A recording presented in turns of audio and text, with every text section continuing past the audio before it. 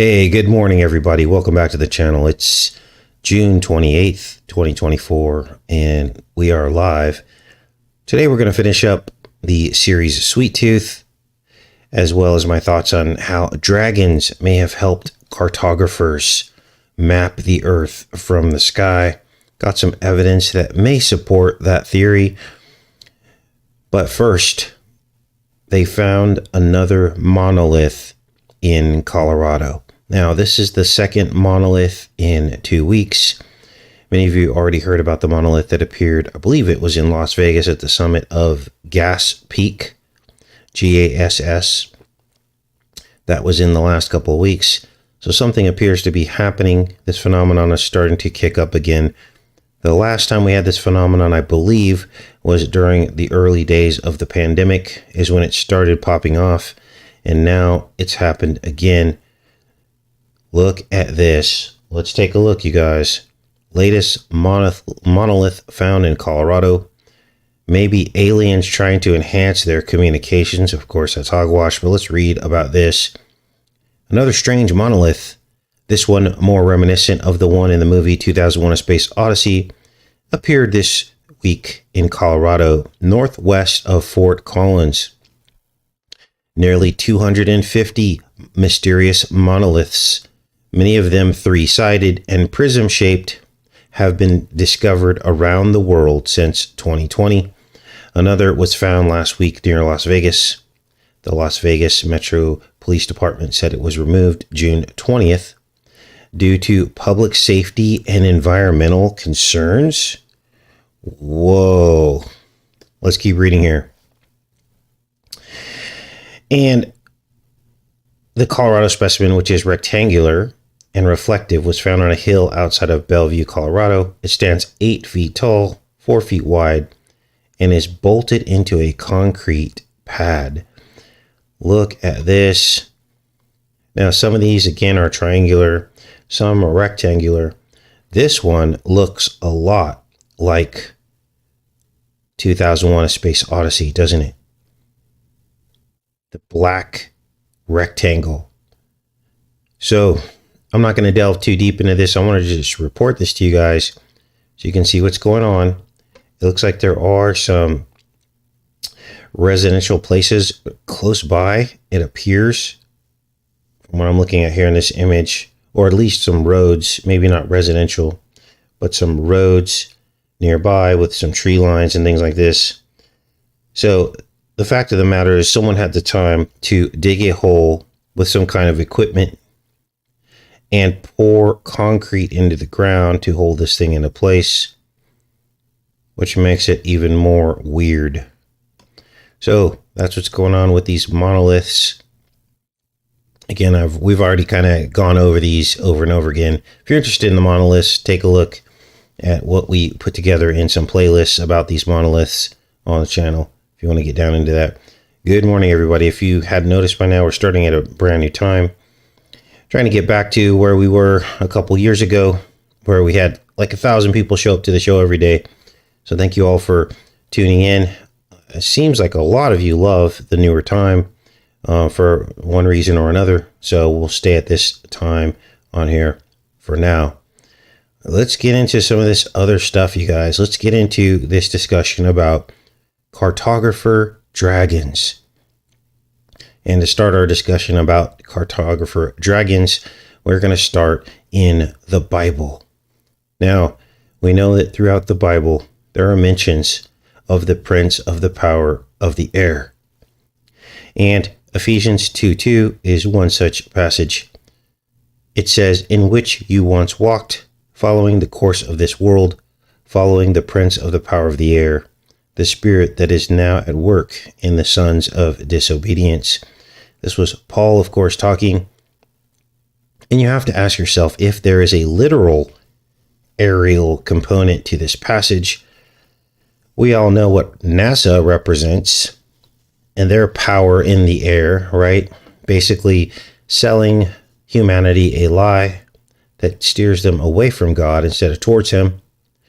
We also know other aerial types of manifestations of this prophecy when it comes to the United States and our power in the air, our Air Force, and the first Air Force of America, which of course were Lincoln's balloons. The very first Air Force, filled with the helium, the gas of sacrifice.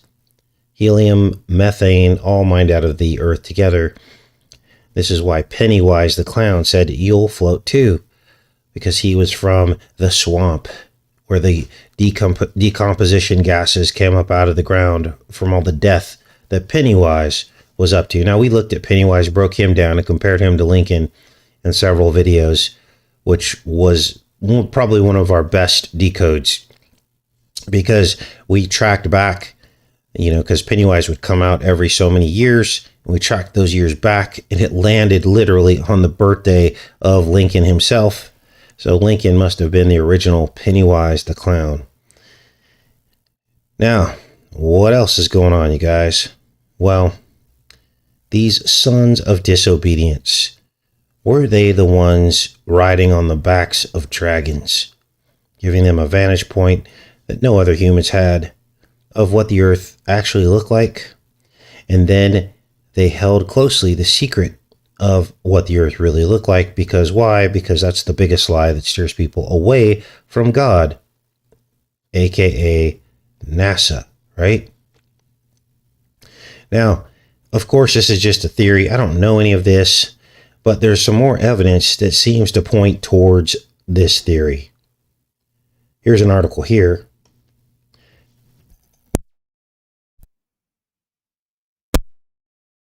How did cartographers create world maps before airplanes and satellites? And, of course, they write this off as, trial and error, right? And so this is history's version of an explanation as to how they were able to make these elaborate maps. Here's one such map. These elaborate maps that seem so accurate that were impossible to have been made without some kind of aerial footage. So trial and error is the cover story, but we know that something else must have been going on, and it probably had to do with the Prince of the Power in the Air. The same way NASA lies to us because they have dominance in the air. No one can really go up there and confirm what's going on. I mean, people send up weather balloons and stuff, but we don't have any real boots on the ground or boots in the air when it comes to confirming some of this stuff, because it's all tied up in with the Freemasons and the elite. They're the only ones that get to fly in these things and to confirm or deny any of these things when it comes to getting as high up in the air as possible. And then everything else is left just to a mystery. But here they say, there was trial and error. This is how they figured all this out. Now, I did find some pretty profound evidence, and this is what I'm going to share with you now, that seems to suggest that dragons were involved in all this. This is called Here Be Dragons. What is this about? Well, it was a term that was used. Let's go to the Wikipedia page. Here be dragons. It was a term that was used on maps, these ancient cartographic maps. And the saying, here be dragons, in Latin is HC SVNT Draconis. And what was this about? Well, all we can know about this is that seen through our lens of modern times, they're telling us that this was all about scaring people away from edges of the earth. And even that is very suspicious, in my opinion. Because why would they want to scare people from the edges of the earth, right? But I think there's a different take on Here Be Dragons when it comes to cartographic maps. I don't think this had anything to do with scaring people. I think this had everything to do with disclosing the method of map making, riding on the backs of dragons. Let's read this article, because this is really interesting, and I'm going to show you some pictures that you're not even going to believe. Dragons and angels surrounding a map. Here be dragons means dangerous or unexplored territories, an imitation of a medieval practice of putting illustrations of dragons, sea monsters, and other mythological creatures on uncharted areas of maps where potential dangers were thought to exist. So that's the cover story. And it says several maps have illustrations of mythological creatures for decoration. The phrase itself is an acronym. Until the ostrich egg globe was offered for sale in 2012 at the London Map Fair, the only known historical use of this phrase in the Latin form was the Hunt Linux globe, dating from 1508. Earlier maps contain a variety of references to mythical and real creatures, but the ostrich egg globe and its twin Linux globe are the only known surviving globes to bear this phrase. The term appears on both globes at the peripheral extreme end of the Asian continent. Now, some versions show here be lions, Leonis instead of Draconis. So here are the maps with the dragons on it, and this is the one we're going to look at right now. This one's pretty chilling, because what you see below in the bowels of hell, in Sheol, beneath the circle earth, is these dragons. Let's zoom this in so you guys can see this. Look at the dragons at the bottom of this map, winged dragons. And this particular dragon reminds me of something. Look at the face on this dragon. And you tell me what this face of this dragon reminds you of. I had like an immediate epiphany when I looked at the face of this dragon. I couldn't even believe it. A winged dragon with the face of a familiar movie trope. Let's go back into the chat and see which of you recognizes the face of that dragon. To me, it just came right out. Now, the dragons are at the bottom of that map, but at the top, we see what appear to be winged angels. So you have a below and above. And what this suggests to me, anyway, it infers that there is some kind of aerial flight component. Yes, Eric got the answer. Eric, never-ending story is what this dragon appears to me to look like. Let's look at some pictures of the dog, the flying dog from the never-ending story. This is him here, Atreyu and Falkor. Falkor was the name of the dragon-like dog. And so you have to ask yourself, was this dog really a dragon in the movie, The Never-Ending Story with Atreyu? Because it looks so much like this image from antiquity. Now, let's keep going with this, because there's more to this image that is pretty shocking. So this is a cartographic map if you're just tuning in, and we're exploring the possibility that ancient maps were made on the backs of dragons from an aerial perspective, and that then segued into NASA, who is also a dragon, of course, Hasatan, and Satan in their very logo, and their belief and worship of the false god Apollo and Artemis. By the way, Trump started the Artemis program. That's about as pagan as you can get. It is against God. Apollyon, Abaddon, and Artemis, his twin sister, is against God and the Most High because it's a false god. Look at the top of this here. You see angels on either side. So you have angels and demons, right? Angels above, demons below. And so to me, again, the inference here is flight or an aerial perspective surrounding the entirety of Earth. So interesting because, these dragons have wings, so they are able to achieve flight as well as the angels. Now, what else is going on? Well, the never-ending story. Let's go back to that for a minute before we get into some of this other stuff, because I'm going to blow your mind with something that you haven't seen in a very, very long time, published on this channel. Never-ending story, what does that suggest?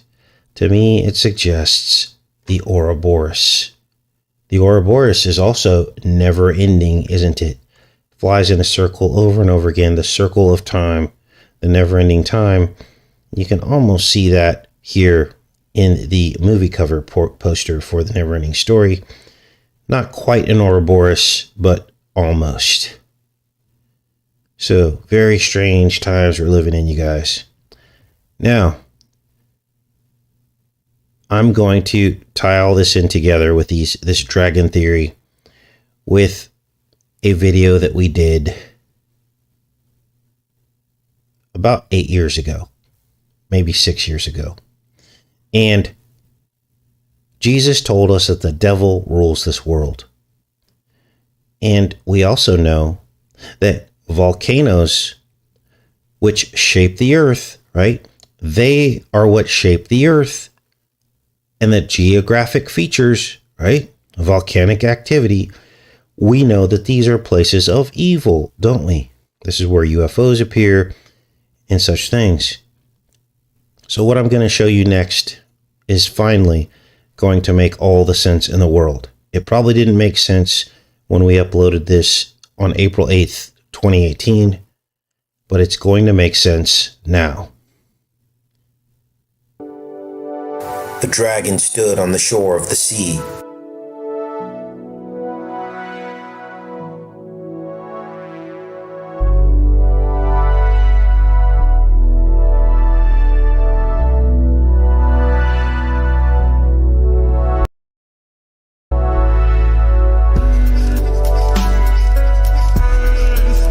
And I saw a beast coming out of the sea.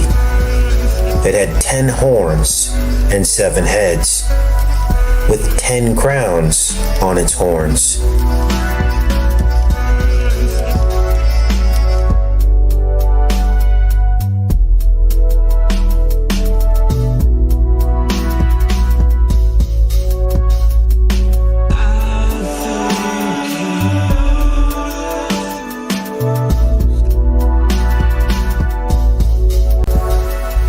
And on each head a blasphemous name.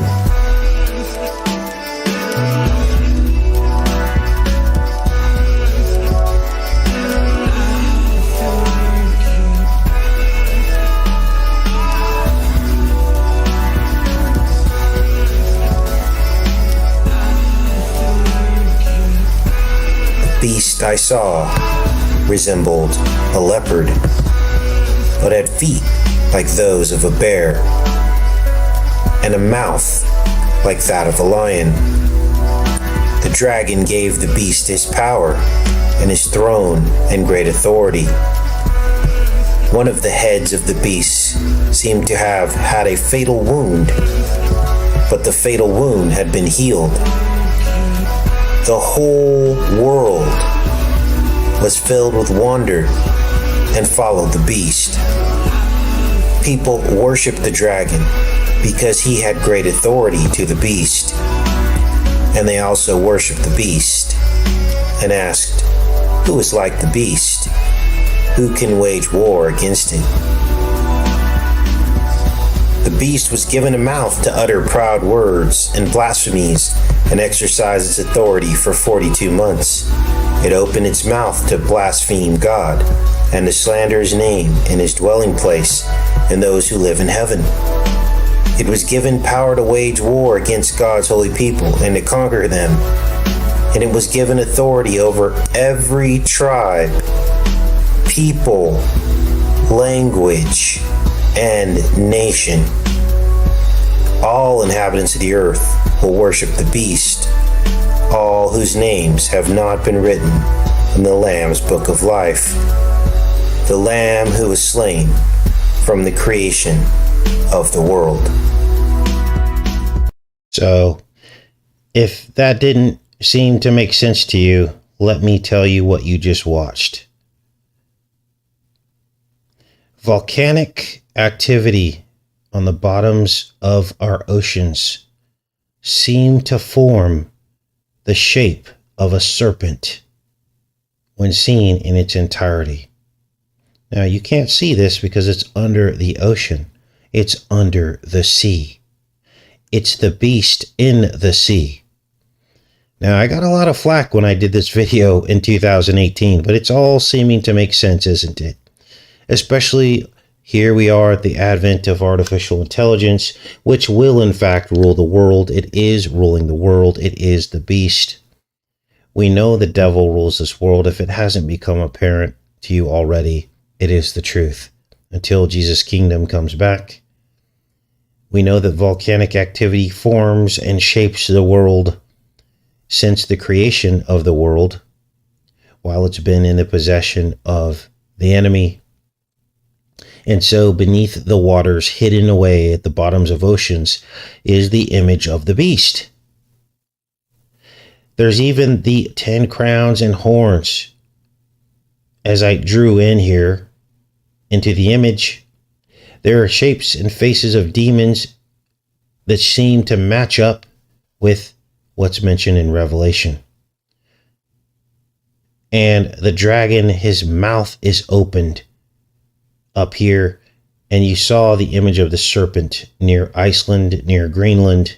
I wonder if this is the place where he sits, and that this is why those places are so important to the elite.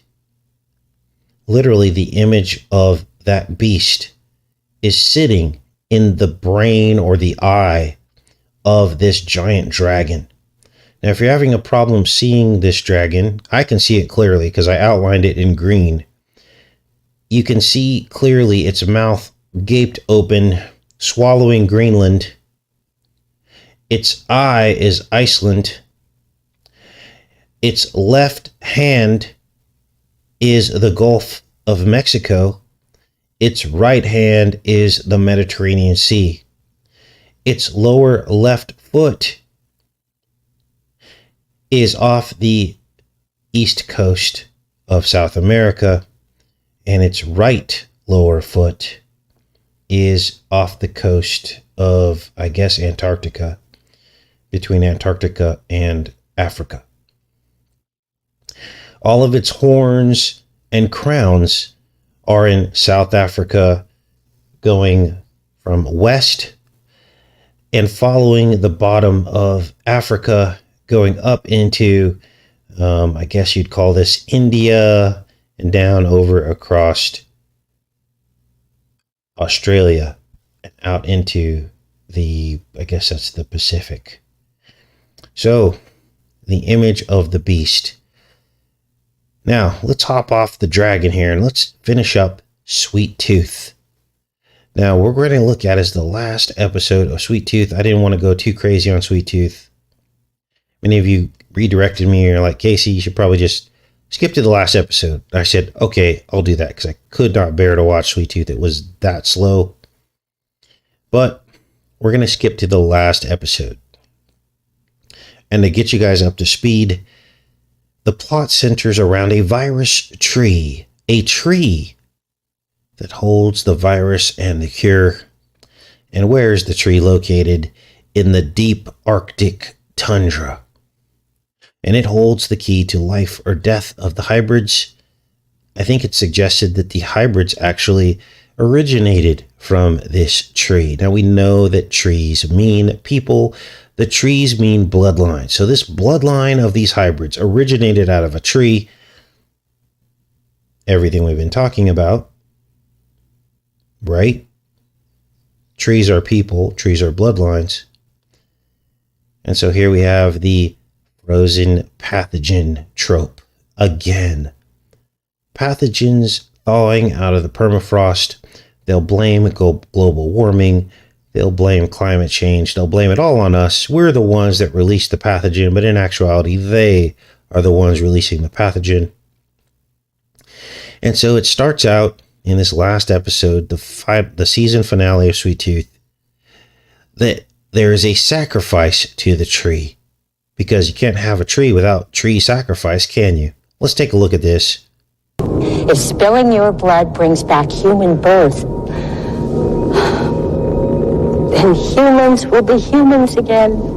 So this is the antagonist. This woman, this Asian woman here is the antagonist.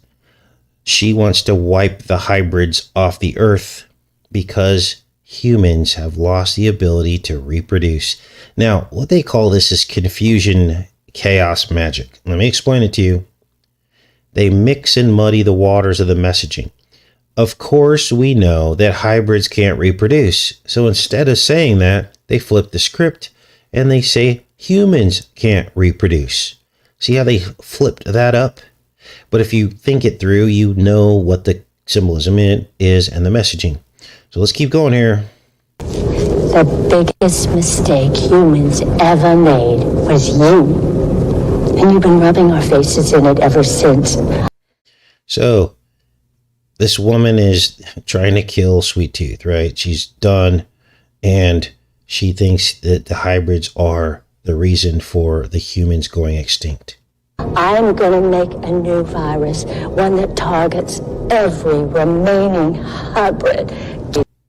So there you heard it. She's going to make a virus that targets the hybrids. And all, of course, this is again veiled chaos symbolism. We all know what virus they made to target what. And we also know the cure that was made to target. When I say cure, I say that facetiously. Of course, I don't believe it's the cure, but it's what they are telling us the cure is. We all know, we all know, we all know. And they're rubbing it in our faces in entertainment media. So, the exact opposite of what she is saying is truth, right? The virus doesn't target hybrids, it creates them. And of course, this is all about sympathy for the hybrids because we are reaching an era of human history where there will be hybrids walking among us. There already are, but people don't know who they are yet.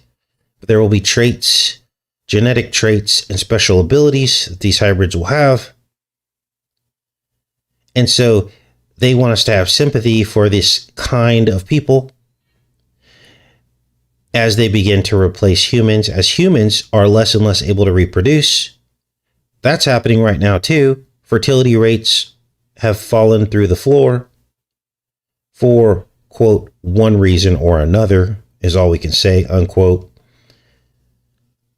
And many of us will see this happening. The rest will be asleep. And we will call this out as unnatural, won't we? As hybrids begin to proliferate around us. And we know that this is going to happen because the Bible says it's going to happen.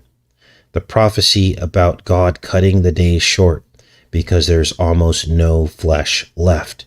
I believe what that verse means is no natural flesh left. There will be flesh, but it will not be natural. And God will have to cut those days short because the Holy Spirit cannot dwell in an unnatural body. So they're already framing the hybrids into this category of bigotry and progressive debate. They want you to have sympathy for the hybrids already. And they're going to lump all this in with LGBTQ and race relations and all that stuff. So that everyone has to see them as different but equal. This is insanity, but this is what the series seems to be about. Even this black man experiences racism and he's Sweet Tooth's protector. So that's why they cast him in this role. Your life for human birth. No more mistakes. Just like the sipped into us. You're going to use the tree sap to make that virus. So here's the tree. This guy is a scientist that the antagonist is manipulating to do her bidding. And they plan to weaponize the tree sap to turn it against the hybrids. Don't worry, Doctor. I've just the thing. Just how do you intend to extract it? We're talking about a highly dangerous substance. Rosie. So, in a sub-story that you're looking at on our screen now, there's a subplot. A team is en route to stop this woman, and they're carrying a pregnant woman. And here we get a twinning mention, because part of the manifestation of these hybrids will be a surge in twin births. Remember we called that, and then it started happening after we said that it would happen? Well, it will be part of a component of this twinning ritual. Let's keep watching here. You don't want what happened to me. I had quadruplets. So she had quadruplets. Okay, so there you go. Now, next, now this is off the chain. I couldn't even believe what I'm going to show you next, because you're literally going to see 2 shots and a booster. Let me check in with you guys. Unbelievable. 2 shots and a booster. How? Well, let me explain it to you before I show it to you, so you can understand what's going on. The team that's en route to stop the woman from killing Sweet Tooth, they fire a harpoon at a diesel fuel tank. Now, diesel fuel tank represents human blood. Okay, well, what do you mean, Casey? Well, it's death. It's the death component of an animal, right? Or life. It's the condensation of life. And life catches fire when it's condensed down like that in the form of fuel. Methane, helium, we've talked about all this before, right? And oil and gases. That's what it's all about. And they fire this harpoon at the diesel fuel tank. Let's go back to this here. Good morning, everybody. You ready for this? 2 shots and a booster. They try to bleed out the fuel tank.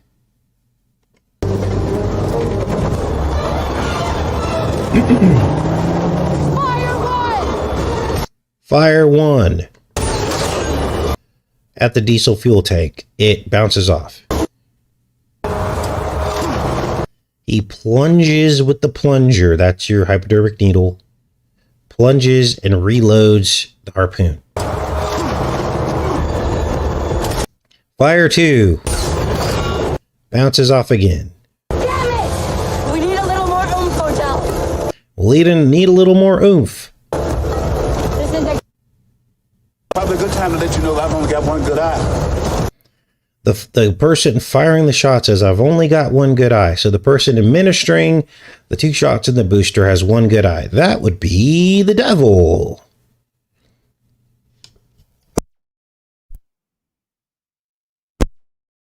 Now, you could also surmise that the one good eye has to do with some kind of neurological damage or, nerve damage, optic nerve damage. And here comes the booster. This one hits its target, but it doesn't make it bleed enough. bullseye! She says bullseye. More satanic references. And then they send the girl to try to make the hole deeper so that they can get the fuel to leak out so they can ignite it. And there's the hybrid there, because this is all about hybridizing humans, isn't it? So they show the blue-eyed girl with the blue blood. They send another girl to widen the gash of the booster.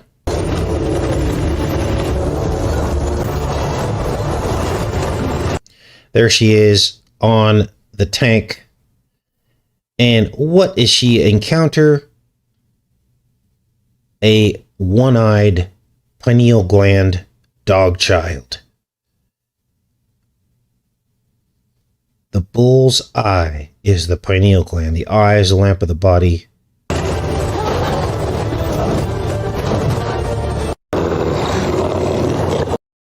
And it's either filled with light or darkness. Those are Jesus' words. What was he talking about? He was talking about the seat of your soul. Is it filled with the Holy Spirit, or is it filled with demonic possession? So this dog child hybrid attacks her with this pineal lamp. Now I know it's a flashlight. We're talking symbolism here.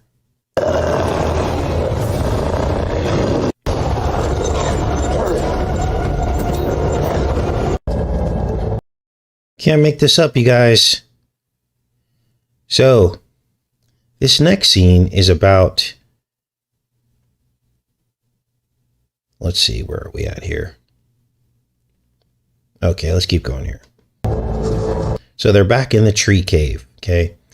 And the antagonist tries to sacrifice Gus. And she accidentally releases the pathogen from the tree. Everybody falls ill. And the main side effect of the illness from the tree pathogen is nerve damage. How do we know this? Because their little pinky finger on their hand starts twitching out of control. It's the first side effect they get. Nerve damage. Sound familiar?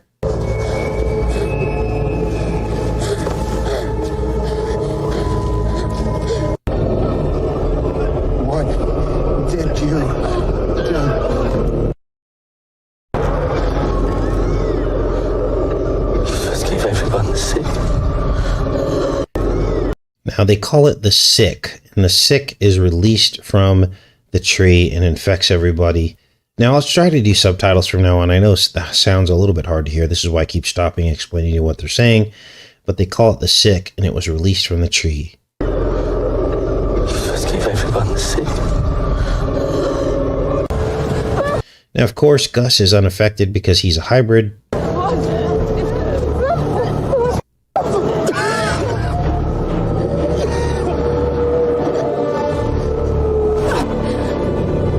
So what does Gus do?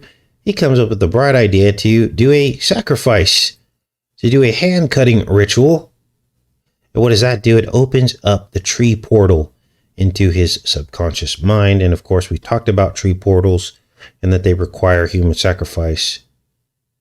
And so while he's in the dream state, he finds the answer to how to cure the virus.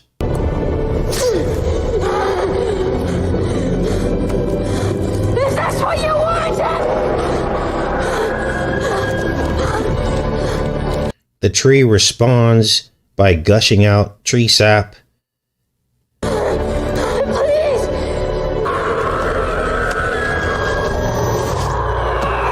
Gus passes through the tree portal.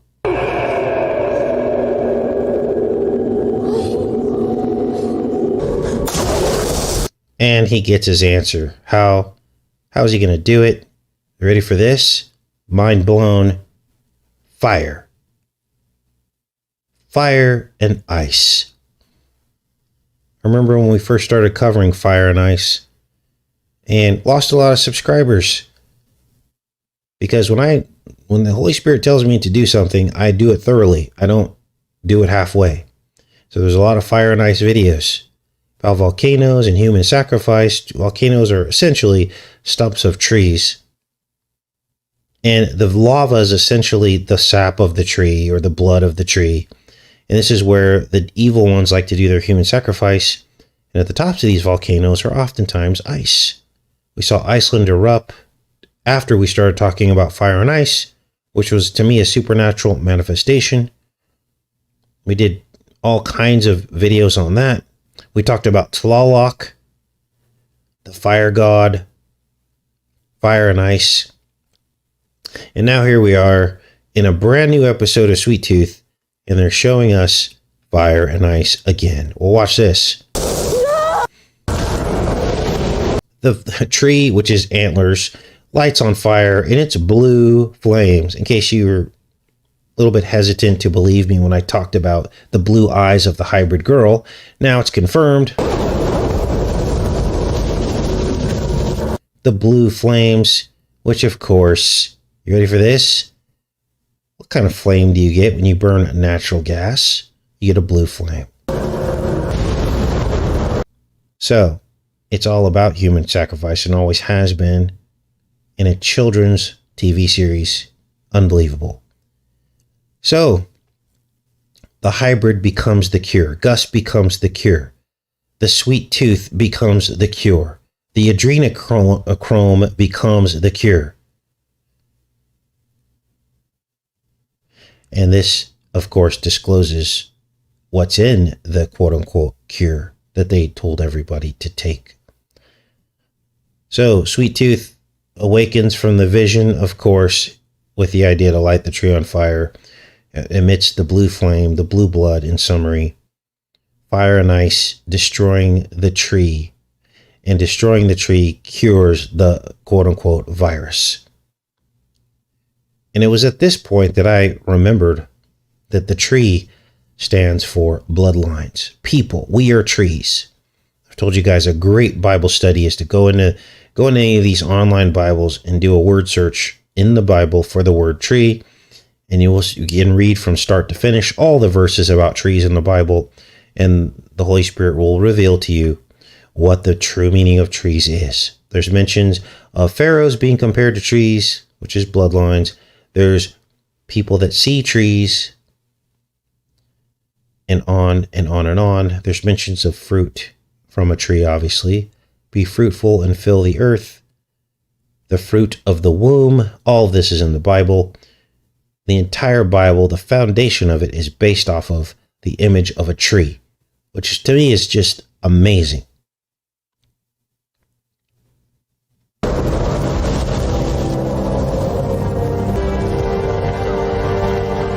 So everybody begins to recover after the tree is set afire, and then we get a statement of blasphemy.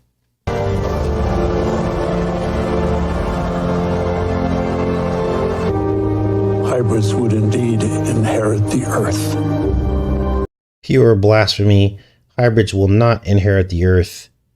The righteous will inherit the earth, according to the Bible. Here we get a final shot of the antagonist, ironically draped in fur, in animal skin, as she seems to be framed in a birth canal.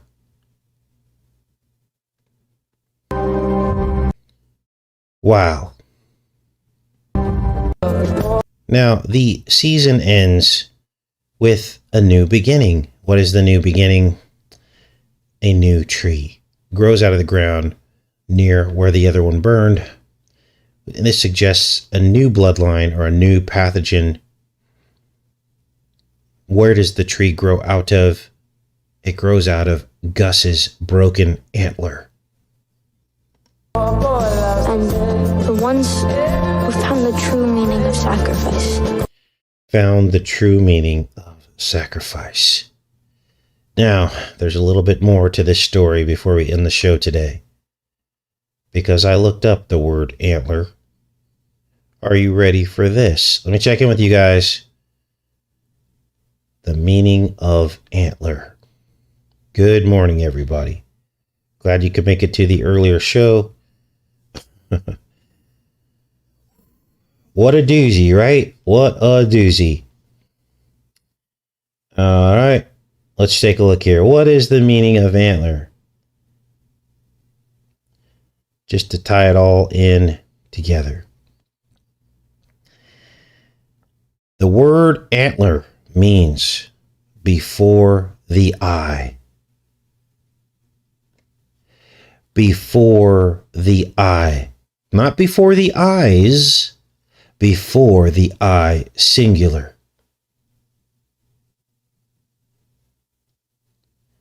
Now,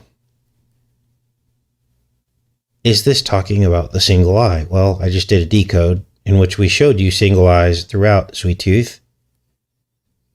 They want to fill your eye with darkness and artificial intelligence and poking you with things and believing in men who lie to you and tell you to do something and tell you certain things are safe and certain things aren't. Creating things at warp speed, all of that is leading to you being filled with darkness instead of the Holy Ghost. Before the eye. Now I was fascinated with antlers because apparently they tell us that antlers are essentially a controlled cancer. A controlled cancer of the bone. And deer are actually unique because they shed their antlers every year. There's theories as to why they do this. Because once this velvet falls away from the antler, it is essentially dead and it cannot repair itself. So they say that these antlers and them shedding them every year, and I know that other animals shed their antlers. I'm not saying that deer, this is specific only to deer, but there's something different about the animals that shed their antlers because it's all about survival and genetic honing. So the best of the deer are the ones who survive because they have antlers that repair every year, right? Now, what else is going on? Well, I kept looking into this because I wanted to know, because I'm a curious person. And I realized that the word antler sounds a lot like the word antigen, which deals with immunity. Antigens deal with immunity. Now, an antigen is what they say here, an allergen, an allergy, something that causes a reaction in your body, causes your immune system to be triggered, triggering an immune response. Are you getting chills yet? Because I am. Because this points exactly back to the immune response. And the people that are dropping out right now from their immune system being toyed with. Look at the shape of the antibody and the antigens on the end of the antibody. It is the shape of the flux capacitor, the Twitter X, the syrinx shape of the bird's vocal cords, the Y shape. Now, this is also known as the Y chromosome. So there's much more to this ANT word than meets the eye, isn't there? Unbelievable. Now I'll put links to all this today if you guys want to dig deeper into this. Let's go into the chat and have a little discussion about what we just covered today. Thanks everybody for showing up. Do you guys have any other thoughts on this? I was blown away when I did this research. Blown away. All right, I've got it on live chat so I can see you guys. The Cedars of Lebanon. Yes, blasphemy written on their forehead. Thanks for that. You guys always have great points.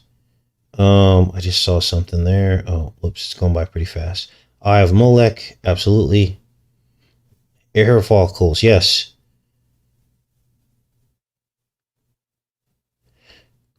Ant farm.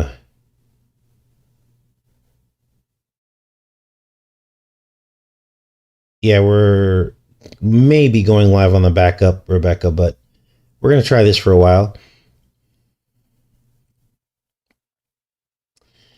Okay. They say antlers itch. Oh, that's interesting. I like the serpent on the globe. I found the serpent on the moon. It's a reflection.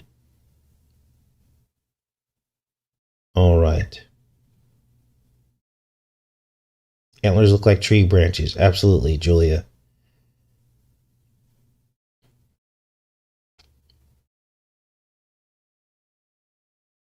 All right. Yes, people go shed hunting for antlers, don't they? Now, it's interesting too. Apparently, antlers are completely consumed by a certain animal. And this is why you don't see them laying around for very long after they're shed. Does anybody know what animal consumes antlers that are shed from a deer? Let's see who our hunters are out there. The shape Y that a rabbit hole, says Betty. Thanks, Betty. Thanks, Cannons. Blue velvet, because they itch. You guys know what animal eats and consumes the entire shed antlers? Not pigs. So there you go. Pray for peace, got it. Squirrels. Squirrels consume, according to this Wikipedia article anyway, they consume, let's do a page search, find on page. Discarded antlers represent a source of calcium, phosphorus, and other minerals, and are often gnawed upon by small animals, including squirrels, porcupines, rabbits, and mice.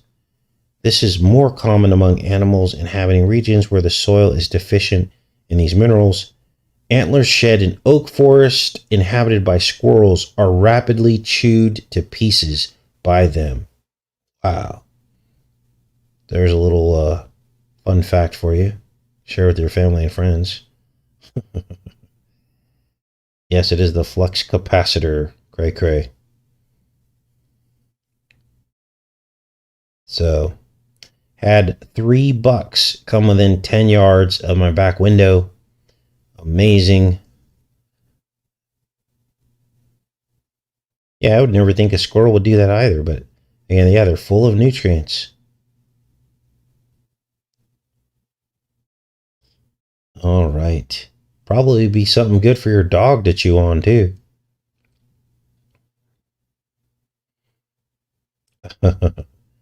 Antler eaters instead of anteaters. That's pretty funny, Snowball. Now, I know there was a debate last night. Maybe we could finish out the show with that. What did you... I did not watch it. I'll be honest with you guys. I did not watch it because to me, it's just a clown show. This is Joe Biden. And we need to switch to electric economy. Trump. We need to switch to an electric economy. I mean, what difference is there?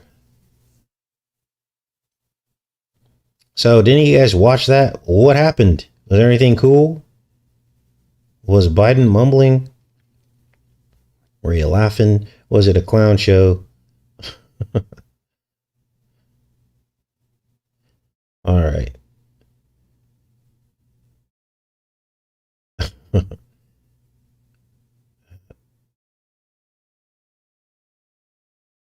Okay, I'm just reading your comments here.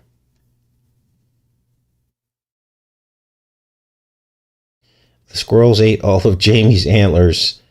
Nope, if you don't get out there and get them, they get eaten up pretty quick. Do squirrels ever eat antlers while they're attached to the deer? I don't think so. Trump called him Brandon. Yeah, it was. I can imagine it was just a trigger fest. Okay, for the benefit of the people, right? Like in Dark Knight Rises. It was just probably a trigger fest. I can imagine Trump was probably just making fun of Biden, and Biden was making fun of Trump. There was no real resolution to any real issues. There was no real thought. It was just a tit for tat fest. Now, again, I haven't watched it. That's just my guess. Some people think Biden's an actor in a mask. Biden needed a lozenge. Are you kidding me? Biden lost the debate. Of course he did, right? Of course he did. Clown show all the way. Are there any specifics that you guys pulled out of it that we could talk about?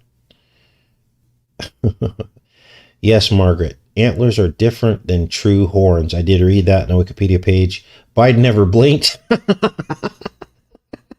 Are you serious? The Biden bot. Oh my goodness. He never blinked. That is creepy. It was a sad show. They both lost, says Jamie. I love it. Yeah, some people will still vote. Biden is a clone, look like a bot. Weekend at Biden's. Mumble in the jungle. He was glitching.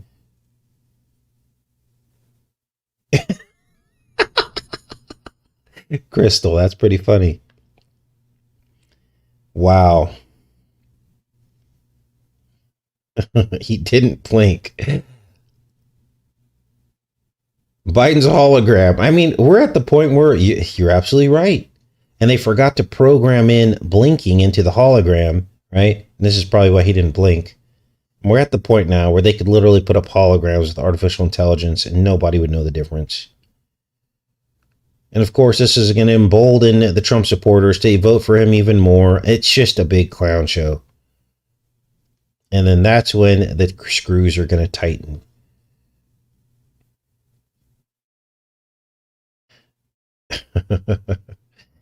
Oh boy.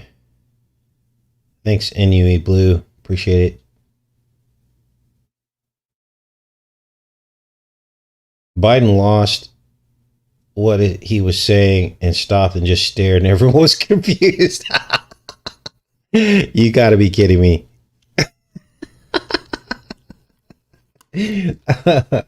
Oh my gosh, you guys are killing me right now. I'm laughing so hard. No wonder why they didn't want a live audience. Yeah, the whole thing is just suspicious all the way through. Biden just quit talking. Oh, I forgot what I was going to say. Gaslighting the masses. Well, here we are in 2024, right? And I mean, there were times where you could have said a president was a good president, intelligent, thoughtful. You know, I think probably the last one we probably had was either Reagan or Clinton. Now, I'm not a liberal, but I can imagine that those were probably the last well-spoken, you know, people that there were. Now, as articulate as people want to say Obama divided people. He went with the whole race thing, and all it did was divide everyone, right?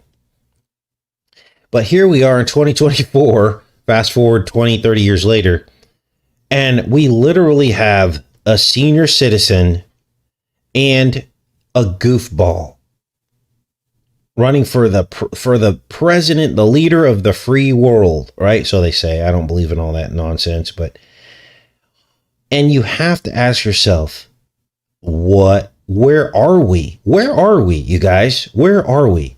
I would vote for my plumber before I voted for either of those guys. But here we are in a world where what do people respect? They respect wealth. They respect wealth. And because Trump has played the rich billionaire for so many years of his life and had a TV show about being a billionaire, people fall for it. That's what they're respecting about him. And on the other side of the aisle, people respect winning. And they know that Biden's a puppet of Obama. And they'd rather have that than nothing at all. It's unreal sometimes. I wake up and I'm like, where are we? It doesn't even seem real what's happening. These people. And how they get out of everything, how they get out of the choices and decisions that they're making, or how they get out of the inactivity or inefficiency in solving a problem, is they simply say, oh, it's because the left was opposing me and I couldn't get it done. Or it's because the right was opposing me and I couldn't get it done. Oh, it's because we didn't have the Congress, or we didn't have this, or we didn't have that to get it done. And it keeps going round and round and round, and nobody sees the silent agenda being pushed by both sides. The silent agenda is complete digital domination and control of you and me. And if you haven't felt this overwhelming presence of control in your life over the past 30 years, increase. If you haven't felt that, I don't know what to tell you. I don't know what to tell you. Because I feel it. I feel what it's like to try to get a job. I feel what it's like to every year of your life making less money or making money, but the money not going nearly as far as it did the year before. And this has been sustained. And you can argue all you want that that Trump had a good economy. All that really was about was people's 401ks, which I don't believe in. I don't believe in that nonsense because you're basically paying into the beast system in a direct way. They're using your labor. Now, we all have to work and buy groceries and all that stuff. But to take it a second level and actually invest in the wars and all that stuff that is pulled out of these 401ks, military contractors, all this stuff, to me is second level. So, I don't know what to tell you. And we've had presidents on both sides, and no one is doing anything to change this. Anyway, you guys, love each and every one of you, and I'm going to pop off of here. We'll be back on Sunday, perhaps. Have a great rest of your weekend, you guys. Take care and be safe.